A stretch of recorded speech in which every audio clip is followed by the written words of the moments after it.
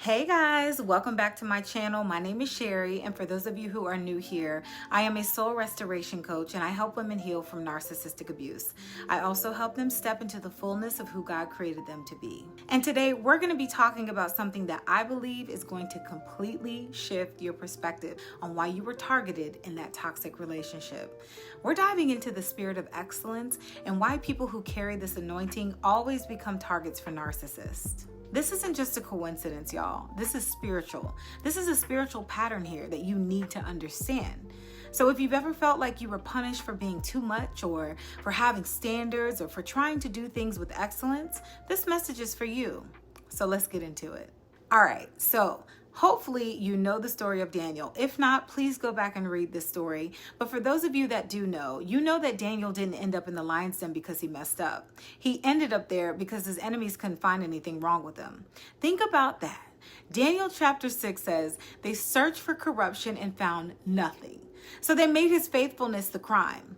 Now, if you've survived narcissistic relationships, this should sound kind of familiar to you. You spent months, maybe years trying to figure out what you did wrong in that relationship. You've replayed every conversation. You've analyzed your behavior. You've sat with yourself. You've processed everything. You've tried harder to be better. But here's the truth. You weren't targeted because you weren't good enough. You were targeted because you carry something that they couldn't control. My love, you have the spirit of excellence. And today I need you to understand what that means and why it made you a target. See, the spirit of excellence isn't just about being a hard worker or having high standards. It's spiritual anointing. It's the anointing that God places on certain people for kingdom assignments. We see it on Daniel, who had supernatural wisdom and favor, even in hostile territory. We see it on Joseph, who prospered everywhere he went, even in the prison. Now, Genesis chapter 39, verse 2 and 3 tells us the Lord was with Joseph, and he was successful in everything that he did. We see it on Esther, who had favor in every room she entered. Esther chapter 2, verse 15 says, she obtained favor in the sight of all who saw her. These weren't just talented people. They were marked. And if something in your spirit, something in your belly is leaping right now, you're probably marked too. So here's what I need you to know. The enemy knew this before you knew this. Narcissists don't randomly pick their targets. There's something about the people with the spirit of excellence that draws them in. And then that same thing becomes the reason they try to destroy you. It is your excellence that exposes their lack of spiritual development. Just by being yourself, just by walking in the room with integrity and having standards, you reveal what's lacking in them. You don't even have to say a word. Your presence convicts them. Okay? If you're the type of person who naturally brings solutions and sees clearly, you're exposing their chaos.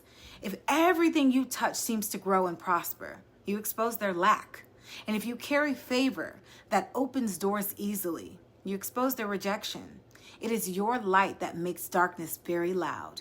And because they can't humble themselves and grow, they have to try to dim you instead. All right, there's something I want to tell you. It's very important. I want you to come very close and remember this one thing. The enemy intentionally assigns narcissists to people with the spirit of excellence to abort their assignment before they even know what it is. I want you to think about that. Let's look back. Let's look at Joseph. He was thrown in a pit. He was sold into slavery. He was falsely accused. He was left in prison for years, all before he saved nations from that famine. And then let's look at Daniel, who was taken captive as a teenager. He served in that pagan kingdom before he even advised any king. And Esther was orphaned and forced into a situation that she didn't even choose before she saved her people. The attack came before the assignment was revealed, y'all. That narcissistic relationship wasn't just bad luck. It was warfare. It was planned. It was a preemptive strike against your future. See, the enemy saw your marking and tried to bury you so that you would never step into what God had for you. So here's how you know you were under attack. You felt like you were constantly walking on eggshells. Your wins were ignored, but your mistakes were magnified. Your growth triggered coldness or some type of punishment. You found yourself shrinking and hiding your light just to keep the peace. Maybe you were exhausted from defending yourself against accusations that made absolutely no sense.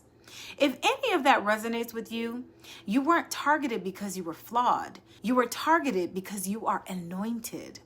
So what do you do now? Well, let's think about it. Let's let's look at Daniel's response. When they made a law saying that he couldn't pray, Daniel went home, he opened his windows, and he prayed 3 times a day. He didn't shrink, he didn't try to manage their emotions, he didn't even hide to keep the peace. So what does that show us? That tells us that you don't owe anybody smallness for their comfort, right? So stop hiding your wins. I want you to be honest about your wins. Stop apologizing for having standards. Come here. Your consistency is spiritual warfare. See, the fact that you keep showing up, the fact that you keep growing and healing, that is a prophetic declaration that what the enemy meant for evil, God is turning for good.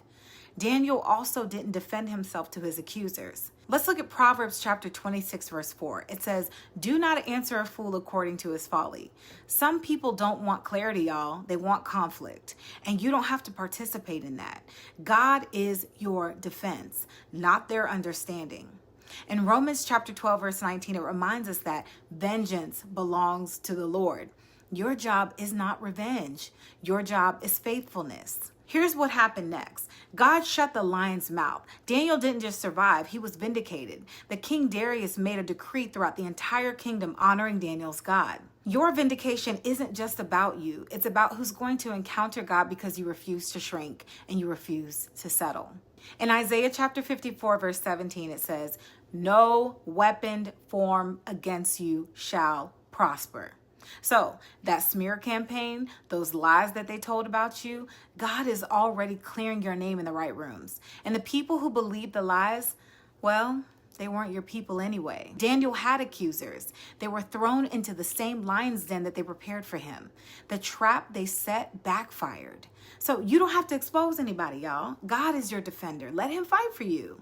We don't have to prove anything. What they meant for evil, God is working for our good. So I want to speak to those of you who have ears to hear. I want to speak a little prophetically to some of y'all. Some of you are rejected from spaces that God never called you to build in. You thought maybe it was a demotion or rejection, but it was actually relocation and protection. That relationship, that ministry, that job, it wasn't big enough for what you're carrying.